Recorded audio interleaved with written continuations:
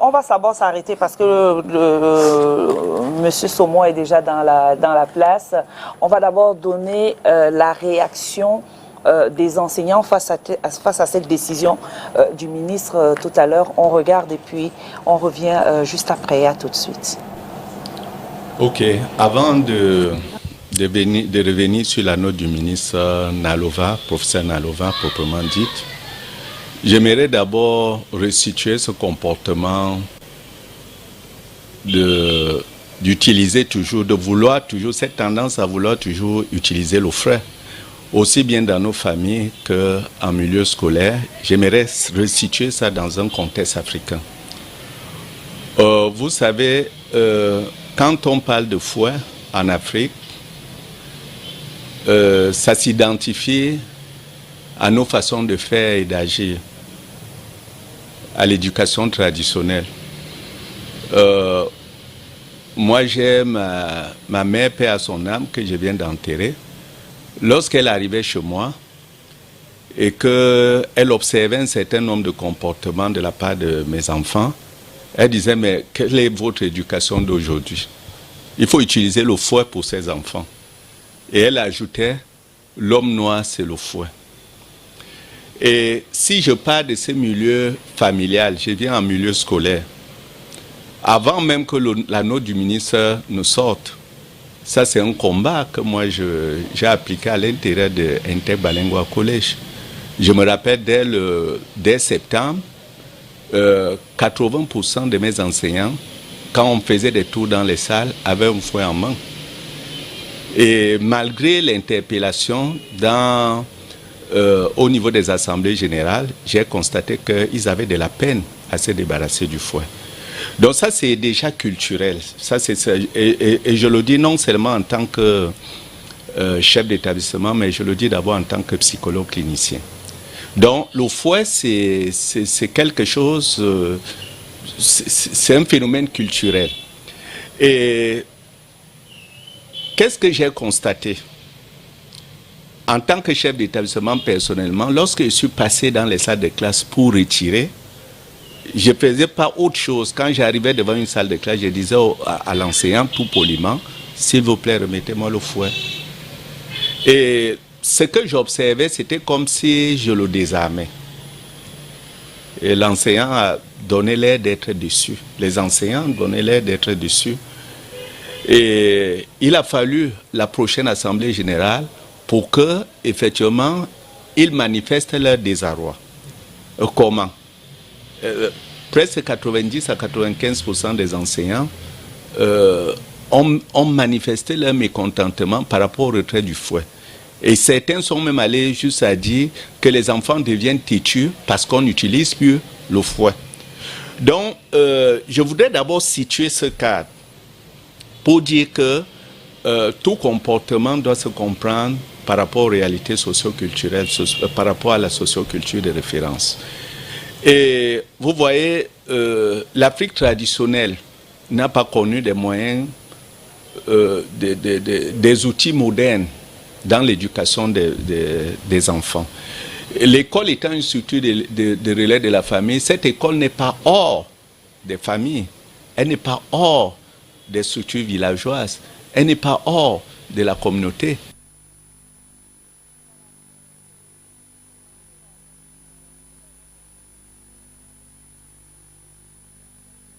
On est sur le maître qui m'a tapé. Oui, je suis heureux, hein, je vais réagir à chaud là, oui. Par rapport à l'intervention de Jean-Pierre Moubet qui vient d'intervenir là, c'est un camarade de fac. Nous avons usé nos pilotes ensemble dans des facultés et dans la même filière, nous avons pratiquement le même cursus, le même profil. Ça c'est dans la forme. Bonjour Jean-Pierre, j'espère qu'il nous regarde. Après, ici, je lui rends visite tout à l'heure. D'accord, ok. Je ne voudrais pas du tout être d'accord avec lui.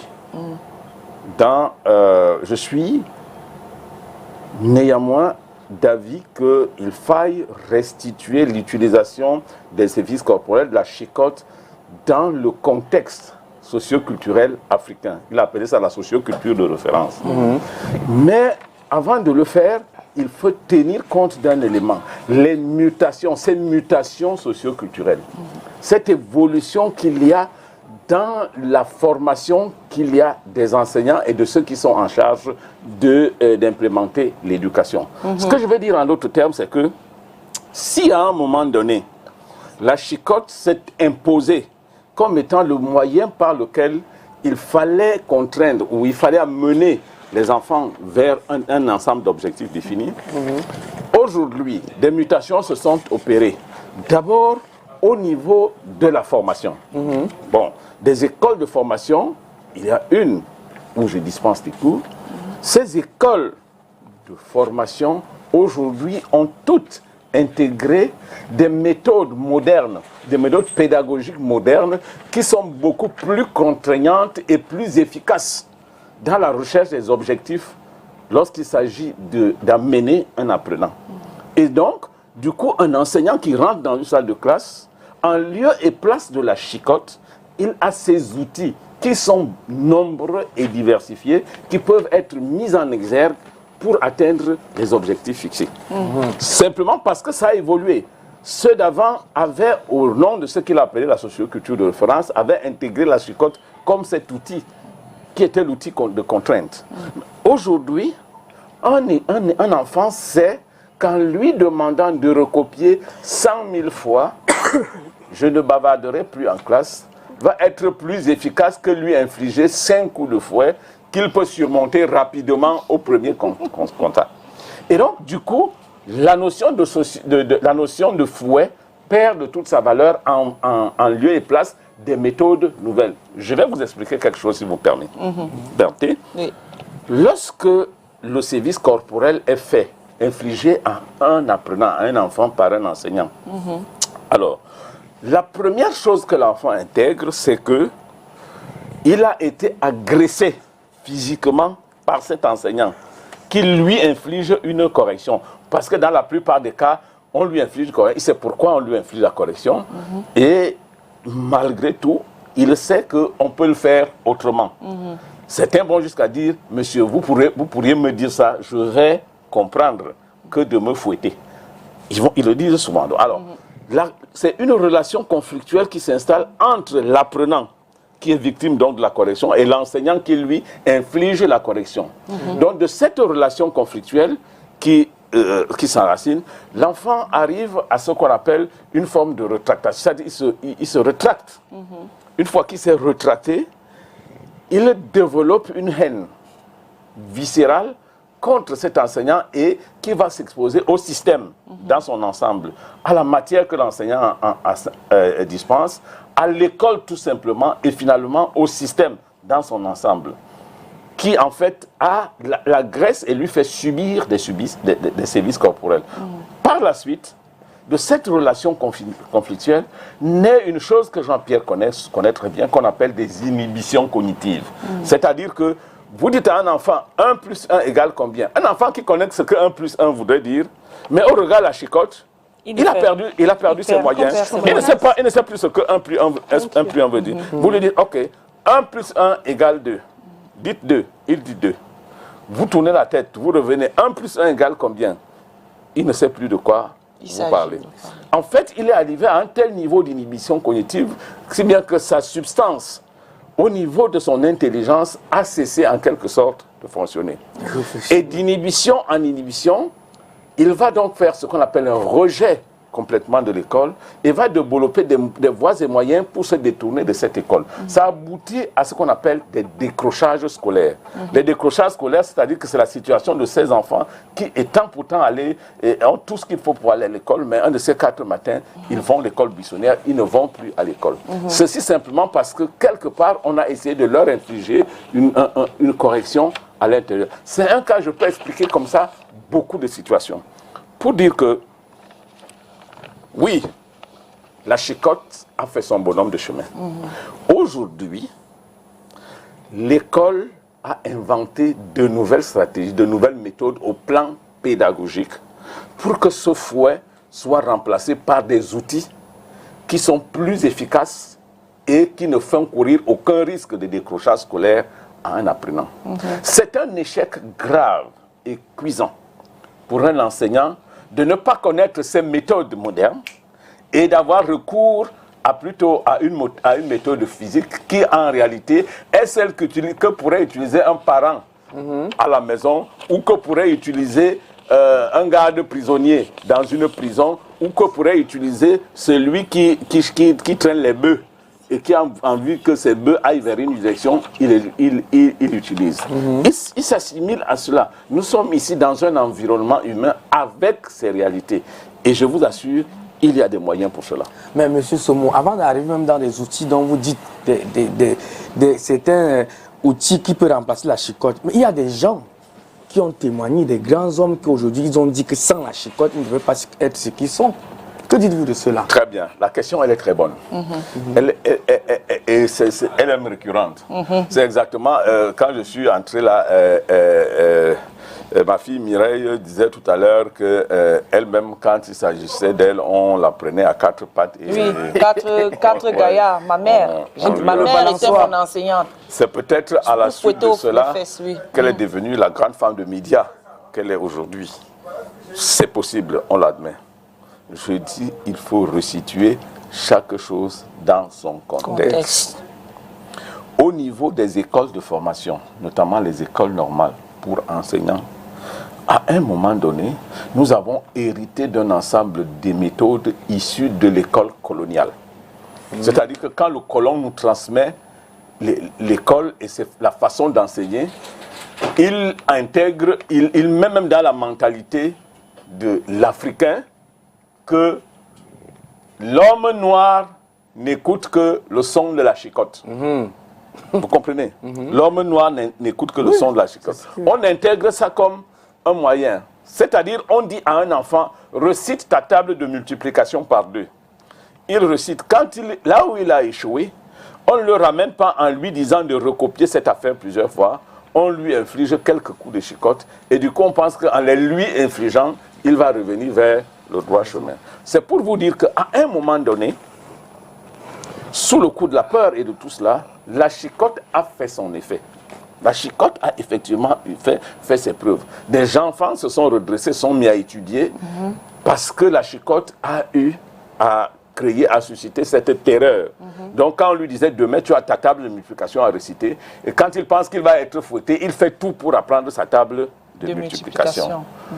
Ça, c'est un contexte. Mais aujourd'hui, on a des moyens plus motivants pour amener un enfant à vite assimiler ses leçons et à être plus productif sans usage de la chicotte. Vous avez votre enfant à la maison. Entre lui dire, à la fin de ce trimestre, si vous me ramenez 12 de moyenne, je vous offre votre premier ordinateur, votre premier téléphone, ou quelque chose de ce genre. C'est-à-dire que vous placez la barre à un certain niveau. Vous mettez à sa disposition des moyens qu'il faut. Vous l'avez, ça s'appelle de la motivation. Alors, une fois que vous l'avez motivé ainsi, vous restez en arrière-plan. Vous lui rappelez tout le temps qu'il a des objectifs à atteindre. Et que ce sera tenu, vous tiendrez parole. Et vous le lui rappelez tout le temps. Si vous refusez de faire ainsi, et vous préférez tous les jours rentrer dans son cahier et lui dire, vous avez une mauvaise note, vous lui faites quelques coups de fouet. Ou vous lui dites, ok, dans tous les cas, tu as été en retard à l'école, tu t'es réveillé un peu tard, voilà, vous le fouettez. Vous avez fait ceci, vous le fouettez. Avec le temps, ce fouet, il peut même développer parfois ce qu'on appelle un phénomène d'habituation. C'est-à-dire qu'il s'habitue même à ce fouet, ça ne lui représente rien. Quand le gars vient de chez lui, il dit à ses camarades, là où je suis en train d'aller, je sais déjà que mon père va me donner 5 coups de chicotte ou 10 coups de chicotte. Ça devient même à l'arrivée quelque chose, un jeu ludique. Un jeu. Mais je vous dis qu'il y a eu un moment où ce fouet a eu de l'effet dans notre société. Mais la société a muté. La société a évolué. Les méthodes ont évolué avec la société. On a aujourd'hui des outils plus efficaces pour permettre d'atteindre des objectifs quand on veut vraiment ramener un enfant dans les rangs lorsqu'il en est sorti. Voilà. So what I want to say is this, because you just make mention of a child who is too used to flogging.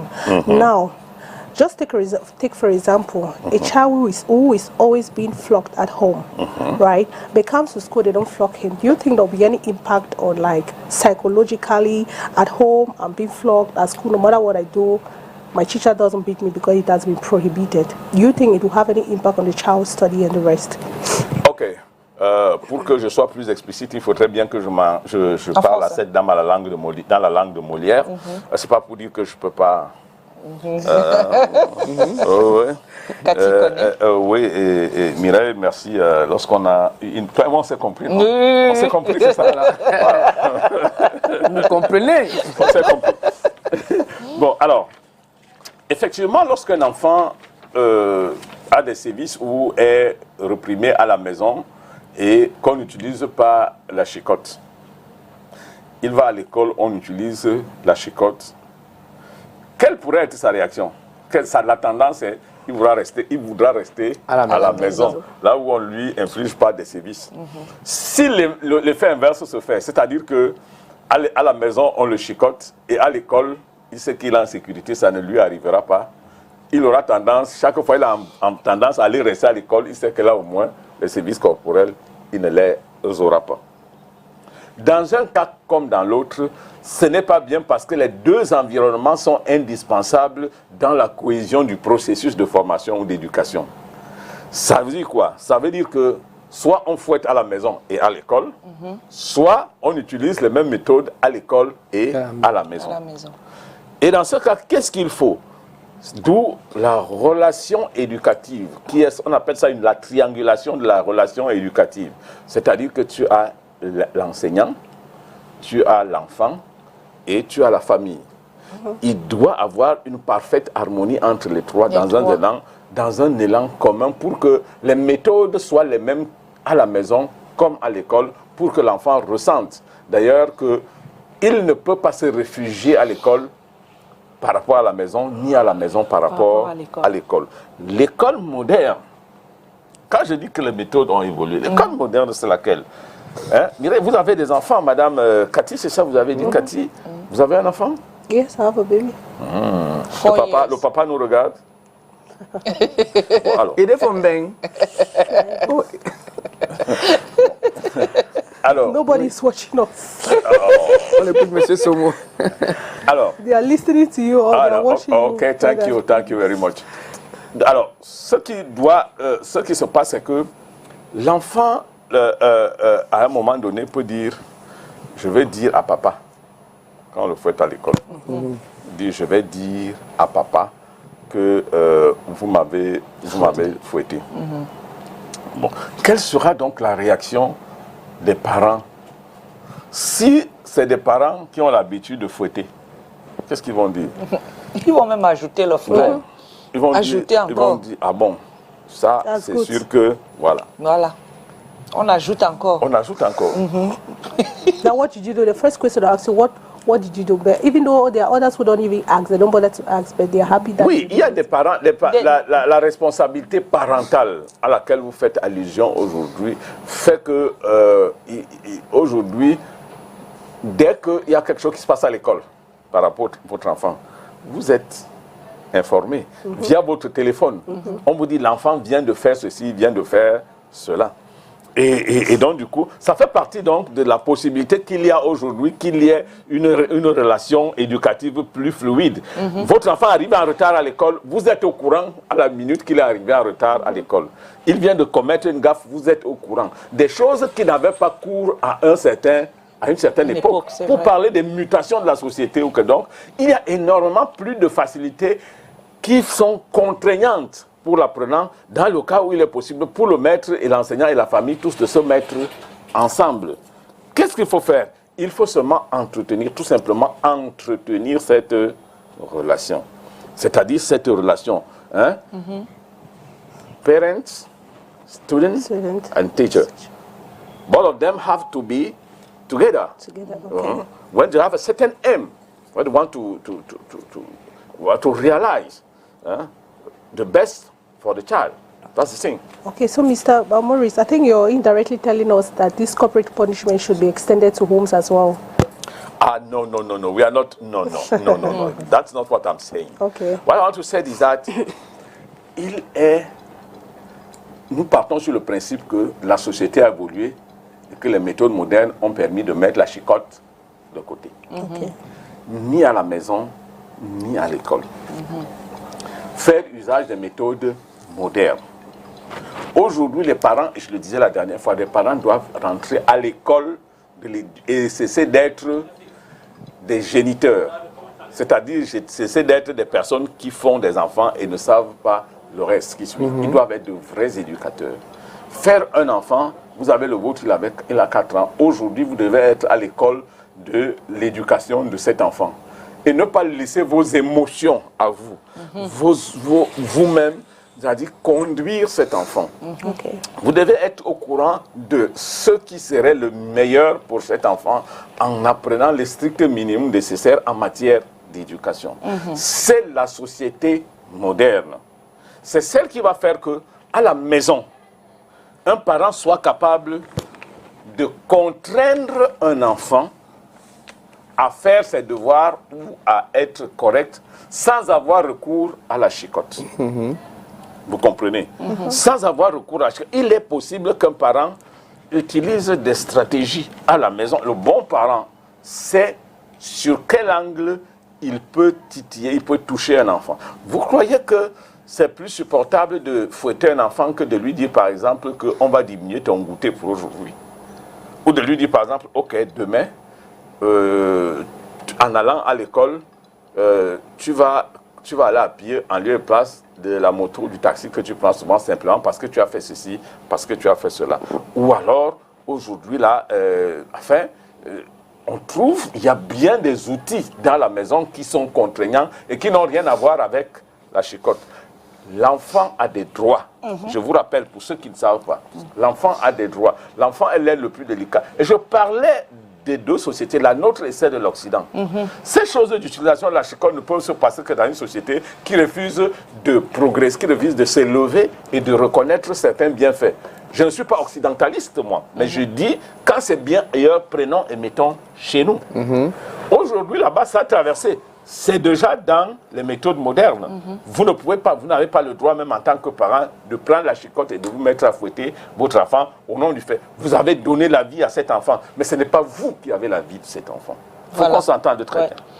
Ok, voilà. Moi j'ai juste une question, parce que ça veut dire que si l'enfant, parce que ça va dans le sens de la question de Cathy, si l'enfant n'est pas fouetté à la maison et est fouetté à l'école, ça devait être le contraire. Ça veut dire que les parents à la maison devraient, avec cette nouvelle loi, peut-être les parents à la maison devraient apprendre maintenant à communiquer avec les enfants au lieu de fouetter les enfants. Tout à fait. Et mais c'est là alors où le véritable problème se pose. C'est là où c'est une bataille qui va se faire, parce que à la maison, le parent n'a pas souvent la patience là. Certains parents, c'est pas tous les parents, n'ont pas cette patience-là. Donc du coup, pour réagir, il faut qu'ils fouettent. Et parfois, on tape très mal. Et à l'école, il arrive à l'école, il sait qu'on ne le fouette pas. Et à la maison, on le fouette. Il fera comment? Comment est-ce que, en tant que parent, comment est-ce qu'on devrait se comporter maintenant pour que cette loi qui s'applique à l'école ne s'applique plus à la maison? L'amour que nous, parents, avons pour nos enfants est tel que nous sommes prêts à recourir à n'importe quelle méthode, pourvu que cette méthode permette... Il y a quelqu'un au bout de la ligne? Bonjour. Allô? Bonjour, c'est STV. Yes, c'est STV. You can talk. Ouais. STV. Vous êtes à STV. On vous appelle comment? STV. Vous êtes à STV. On vous appelle comment? Ok.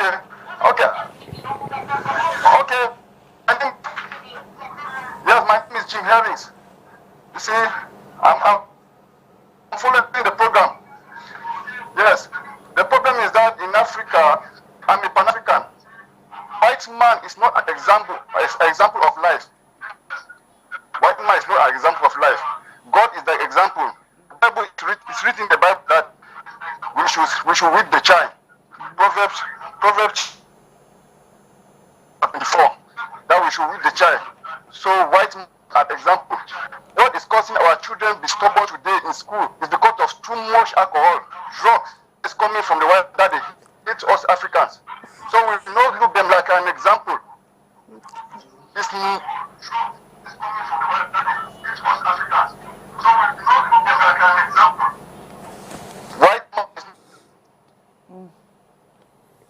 Bon, bref, on y reviendra. Voilà. Hello? Alors, voilà, il dit que, je crois que tu as compris, voilà ce qu'il est en train de dire. Les Blancs ne sont pas un exemple. Bon, maintenant, comme on est en train peut-être de parler, ça va peut-être sur les tout petits enfants, mais dans les lycées où l'enfant, c'est l'adolescence, la puberté, ça devient compliqué avec les professeurs. L'approche panafricaniste qui est la sienne, n'est-ce pas, voudrait essentiellement qu'on reste dans le contexte, qu'on affirme notre africanité. Notre africanité, ça veut dire qu'on reste dans ce qui a souvent marché, c'est-à-dire utiliser la chicotte pour redresser les enfants. On ne l'a pas laissé aller jusqu'au bout. Je suis certain que c'est vers cela qu'il essayait d'aller. Je voudrais aussi lui dire qu'il faut éviter de tomber dans un panafricanisme obscurantiste. J'allais dire un panafricanisme qui refuse de s'ouvrir. Autant nous avons des valeurs. Il y a quelqu'un d'autre? Bonjour, on vous appelle comment? Vous appelez d'où? Je suis depuis SIV. J'ai une question à poser. Allô? Oui? S'il vous plaît, quand vous appelez, baissez le volume de votre téléviseur ou alors mutez carrément le son. Ça va nous éviter tout ce que on a là. Vous allez nous attendre, nous écouter, nous entendre avec beaucoup de... Il n'y aura pas de synchro entre l'appel et vous. Vous et nous, autant pour moi. Alors, professeur, vous étiez en train de dire quelque chose? Non, je dis il faut éviter de tomber dans un panafricanisme obscurantisant. C'est-à-dire que celui qui refuse de s'ouvrir à ce qui sont des mutations de notre société. L'Afrique ne va pas rester dans ce qu'elle a toujours été. Elle doit regarder ce qui se passe ailleurs, essayer de s'arrimer pour que, quelque part, les méthodes qui sont bonnes et modernes soient appliquées pour nos enfants. C'est d'une clarté indiscutable que de nos jours, les droits qui sont reconnus aux enfants le sont sur le plan universel. Il ne faut pas que seulement que ce qui se passe en politique reste dans la politique. Il faut que ce qui est à l'éducation reste également à l'éducation et qu'on voit ça à l'éducation. Les gens disent aujourd'hui il y a des libertés, les libertés d'expression, il y a les droits des uns et des autres. Mais dans l'éducation, reconnaissez qu'il y a les droits des enfants et que notre pays a, n'est-ce pas, signé un certain nombre de conventions à l'international pour reconnaître les droits qui sont ceux des enfants. Et par conséquent, ces droits doivent être respectés. Mais monsieur Soumou, on ne doit pas s'arrimer du jour au lendemain. D'où ma question, est-ce qu'on ne peut pas, l'Africain, est-ce que je ne peux pas de temps en temps fouetter l'enfant tant que ce n'est pas exagéré? Parce que oui, monsieur, alors, bonjour, on vous appelle. Comment vous appelez d'où? Baissez le volume de votre téléviseur, s'il vous plaît. C'est déjà baissé. Merci, allez-y, on vous appelle. Comment vous appelez d'où? Allô? Allez-y. Allez-y. Oui, ce que je voudrais dire, c'est quoi? Je voudrais participer à l'émission. Bon, c'est déjà baissé, madame. Je m'appelle Tala Sofansi, j'appelle depuis le Gabon, je suis en direct sur l'émission. Oui, en fait, je voudrais que nous comprenions que le fait déjà de laisser notre culture, notre mœurs et embrasser ce qui est occidental, je pense que cela pose aussi problème au niveau de notre éducation. Par rapport à ce que disait notre papa qui est devant nous, parce que j'ai pris quand même l'émission en chemin, je crois très bien que si jamais nous revenons en arrière et nous appliquons les conseils que eux aussi, je veux dire lui, il a acquis de ses propres parents, je pense que les choses marcheront sans problème. Nous devons comprendre que le n'est pas un éducateur. Le maître transmet la connaissance. C'est les parents qui sont des éducateurs de leur propre progéniture. Et sur ce, ils ont un devoir primordial. Ils ont même une parole primordiale par rapport à leurs enseignants. Donc, si jamais le parent pouvait, juste un petit peu comme disait le papa, avoir certaines, je veux dire, certaines... Donc, en réalité, ce que je voulais dire, c'est que, je vous en prie, il faudrait que l'école soit en étroite collaboration avec les parents de la maison. Il parlait d'un cadre triangulaire. Là aussi, c'est vrai. Mais nous savons tous que les enfants savent que papa et maman, c'est ceux-là qui nous ont mis au monde. Et ils ont vraiment cette crainte de leurs parents comparativement au maître. Donc, si jamais le maître est en étroite collaboration avec les parents, je pense bien que l'éducation de nos enfants serait bien suivie. C'est un peu cette contribution que je voulais donner. Merci encore. Et je suis toujours en train de vous suivre. Merci. Merci de nous avoir appelés depuis le Gabon. Non, la réaction du Gabon, elle est positive. Elle contribue à une façon de voir. Mais je dis, il y a un fondamental qui ne colle pas à ce que nous essayons de dire. C'est le rôle de l'école par rapport à celui de la famille. Bon, à dire que la famille éduque et l'école enseigne, c'est méconnaître en réalité le rôle de l'école.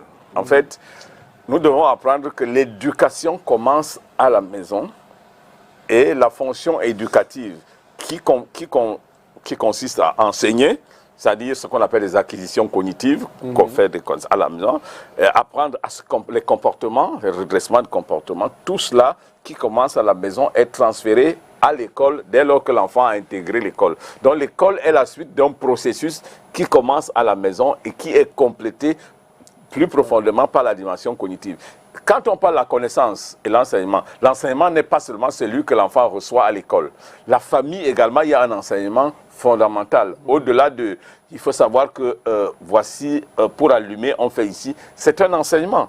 Vous apprenez à l'enfant à la maison un certain nombre de choses qui sont de véritables enseignements, qu'il reçoit à la maison comme à l'école. Donc, tous ensemble, both of them, c'est comme ça que vous aimez dire, n'est-ce pas?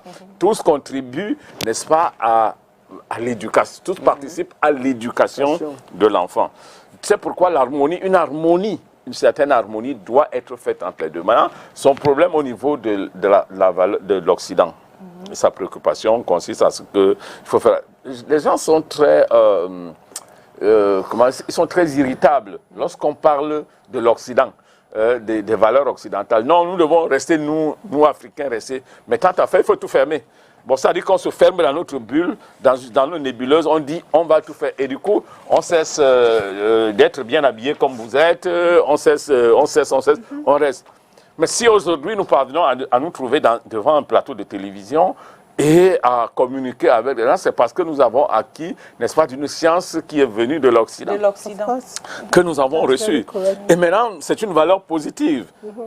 Nous devons également, dans le plan de l'éducation, accepter des valeurs positives lorsqu'elles viennent de l'Occident. Les enfants à l'Occident ne sont pas les meilleurs là-bas. Nous ne pouvons pas avoir la prétention que les meilleurs, ce sont les Africains. Mais en fait, en y puisant un tout petit peu de là, et en mettant dans ce que nous, on a de plus positif, on peut ressortir une crème. C'est-à-dire que des enfants africains qui sont ceux qui ne vont pas aller parce qu'ils sont fouettés, mais qui savent qu'on peut leur dire quelque chose, ça s'entend. Vous discutez avec votre enfant, il vous comprendra. Je sors du cabinet tout à l'heure où j'étais avec un parent, j'étais heureux de la nature de la relation qu'il y a entre ce parent et son enfant, dans le cadre d'un dialogue permanent qu'il a institué. En lieu et place de ce dialogue, s'il avait plutôt voulu que ce soit la contrainte, non. C'est une éducation inclusive vers laquelle il faut aller. Une éducation intégrative. Celle qui voudrait que, de façon consensuelle, l'enfant soit à la source n'est-ce pas, de ce qu'il veut devenir. Qu'il sache ce qu'il veut devenir et qu'il participe activement, n'est-ce pas, à ce qu'il veut devenir. Et c'est seulement par cette voie qu'on pourra avoir un enfant pacifié, dans une relation pacifiée au sein de famille et puis rassurante, n'est-ce pas, pour l'enfant. On va rapidement dans la rue. On peut. Ok. Oui, on va rapidement dans la rue pour avoir réaction encore de le Vox Pop de ce jour. Une réaction des parents et des enseignants.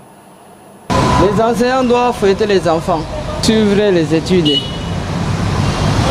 Je pense que le ministre a tout à fait raison d'imposer qu'on ne fouette plus les enfants dans les établissements scolaires parce que ce n'est pas du tout normal. Aujourd'hui, les enseignants qui fouettent les enfants, tu les retrouves même couchés, ils sont couchés à l'école au sol comme si c'était l'esclavage. L'école n'est plus ça aujourd'hui. Le monde est évolué, donc il ne faut plus qu'on fouette les enfants et c'est normal, moi je suis d'accord pour ça. Bon, honnêtement, moi je pense que, comme je l'ai dit, je pense que lorsque l'enfant atteint un certain niveau, je vais prendre à partir de seconde, lorsqu'on traverse le premier cycle, l'enfant, on ne doit plus taper sur l'enfant. Je suis d'accord avec ce que le ministre dit. Lorsqu'on atteint un certain niveau, on doit plus mettre main sur l'enfant. On doit plutôt, par exemple, convoquer ses parents. Lorsqu'on remet par exemple les bulletins, on ne remet pas les bulletins directement aux élèves. On peut remettre aux parents directement. Donc, l'élève n'est même pas au courant. Lorsqu'il y a un truc qui se passe, on appelle directement son parent. Ce qui veut dire quoi? Lorsque l'enfant vient s'inscrire, le numéro de ses parents doit être dessus. Ça veut dire quoi? Petit problème. On appelle ses parents. Donc, souvent, l'enfant n'est même pas au courant. C'est quand il rentre que son père fait comprendre que tu as fait tes choses à l'école, tu as fait tes choses à l'école, je ne veux plus que ça se répète. Là-bas, c'est le parent qui va éduquer son enfant. Là-bas, c'est le parent de faire son travail. Maintenant, de 6e à 3e, dans le premier cycle, je suis d'accord. Moi, je ne suis pas d'accord avec le ministre. On doit encore mettre main sur les enfants. On doit encore les taper. On doit encore les bastonner. Moi, je suis d'accord, mais... Je pense qu'on doit punir les enfants. Il faut punir, c'est la solution. Quand on punit un enfant, on ne doit pas le fouetter. En le fouettant, il est même plus rebelle. Je pense que c'est mieux de les punir. On leur donne les corrections, puis leur donne les travaux à faire dans les établissements, défoucher, laver les salles de classe. C'est plus mieux que de fouetter un enfant. Il ne faut pas caresser l'enfant. Quand vous caressez l'enfant, il se prend la tête. Il se met maintenant à la place de vous, les parents. Donc pas dire que taper l'enfant pour tuer, mais il faut faire quelque chose pour que l'enfant change. Oui, par rapport à la mesure, moi je dis, le ministre n'a pas assez géré dans les affaires de l'école. Si un enseignant, c'est quelqu'un qui éduque, s'il voit que l'élève on peut taper l'élève pour qu'il réussisse, il tape. Même le ministre, on l'a tapé avant qu'il est devenu ministre. Je ne vois pas pourquoi il doit sortir cette note pour pouvoir intimider l'enseignant. Parce qu'au Cameroun, les gens intimident les gens. Qu'il faut laisser l'enseignant enseigner et le ministre préside en haut. Moi, ma proposition que je propose, on peut donner à un enfant une punition. Une punition, soit peut-être la conseil de faire les travaux. Là, ça va pousser l'enfant à se ranger. Donc c'est ça qui est ma proposition. Pour les enfants qu'on fouette aujourd'hui à l'école, les temps ont changé. Mais c'était un bon dans le temps. C'est quand on fouettait l'enfant. Parce qu'on lui donnait l'éducation à la maison comme à l'école. Tu vois pas, non? Jusqu'à que, même si l'enfant fait n'importe comment, on l'introduit en erreur. Déjà en tant que parent, parce que je suis un jeune parent, je pense qu'il est toujours nécessaire de faire comprendre, je vais dire comment, la chicotte est nécessaire. La chicotte est nécessaire, mais les parents, les enseignants qui font ça ne doivent pas excéder, ne doivent pas aller au-delà. Un enseignant peut corriger l'enfant ou l'élève en lui faisant 2-5 petites tapes, mais pas fouetter au point de le blesser ou bien laisser les cicatrices. Donc, en tant que parent, moi-même, c'est très difficile pour moi de taper sur mon enfant, mais j'aimerais que quelqu'un comme l'enseignant le fait, mais pas sans toutefois aller à l'excès. Interdit, moi, je pense qu'on doit laisser les enseignants faire leur travail déjà.